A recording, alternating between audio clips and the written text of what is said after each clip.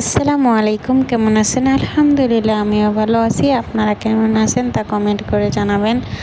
আজকে আমি আপনাদের সামনে নিয়ে আসলাম নকশি পিঠা। এই পিঠা সব জায়গায় নেই, কোনো কোনো এলাকায় এগুলো বেশি চলে, আবার কোনো কোনো এলাকায় নাম কি বানানো কিছুই জানে না। এটা নরসিংদীতে বেশি চলে। আর এটি বানাতে খুব সহজ দেখা যায়, আসলে ততটা সহজ না, বানানো অনেকটাই কঠিন।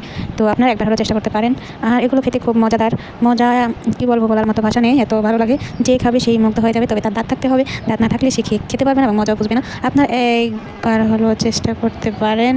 এত সুন্দর পিঠা দেখলে বানাতে ইচ্ছে করবে যে কারোই। আর ইউটিউব হচ্ছে এমন যে খাবার দেখলেই খেতে ইচ্ছে করে, আসলে বানাতে গেলে ততটা সহজ না, অনেকটাই কঠিন। যে বানানোর জন্য চেষ্টা করে শুধু সেই বুঝে। তবে আপনারা একবার হলেও চেষ্টা করতে পারেন।